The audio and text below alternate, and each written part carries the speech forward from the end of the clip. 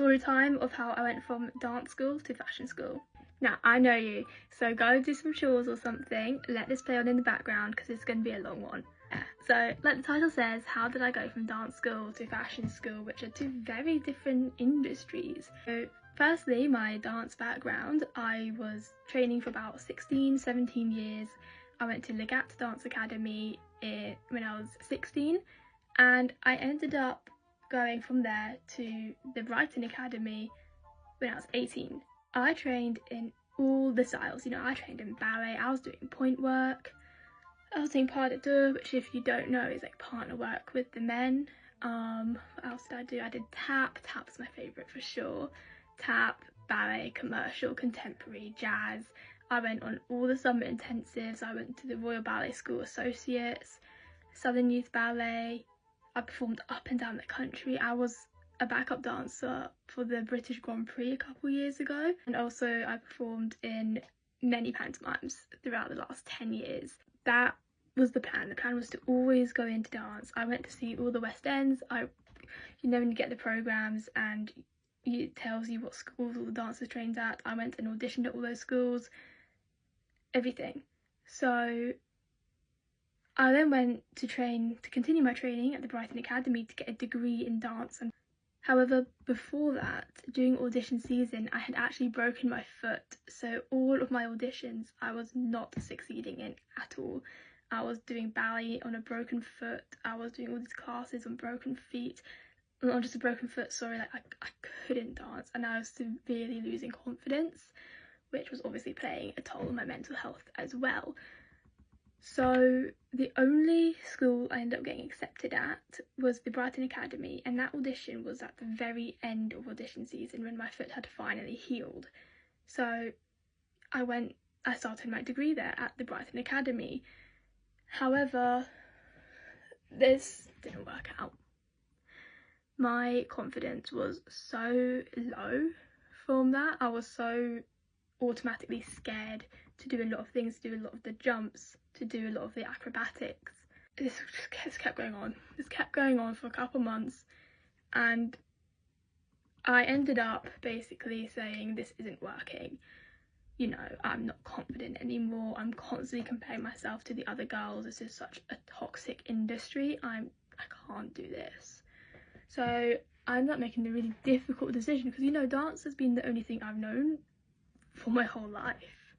So I made the very uncomfortable and difficult decision to actually leave, to retire from dancing. Honestly, like, it felt like I just died. Like, you know, I didn't know what to do with myself, just everything. I was feeling everything all at once. You know what I mean? Like, this is something I'd done for pretty much my entire life, and I was now just leaving it behind just like that. Like, I wasn't sure if it was the right decision. The way it was, like, I was leaving because at the time, you know, when you leave your sport because of your coach, it was like that. Like, I'd gone to my teachers, I'd said I need help, I'm not feeling confident with myself due to my injuries, and my confidence never went up. I never was able to gain back my confidence in dance. So I left, you know, grieved for quite a while, but I started building up my fashion portfolio.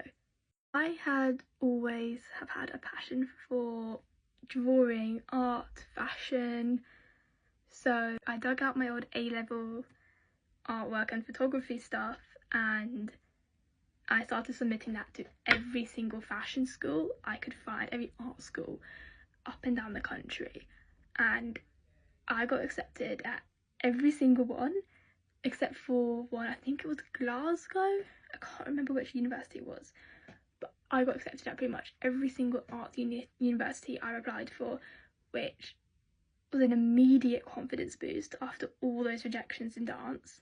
A dream school was Jimmy Choo's Academy. I'd gone on an open day there and instantly fell in love with the place. The building is right on Bond Street. You were literally looking over Chanel and Dior, Ralph Lauren, looking over all these stores. It's such an inspiration to just be able to go out of class, go into these stores, see what the luxury brands are doing, seeing how the luxury brands are advertising, and then applying that to your work.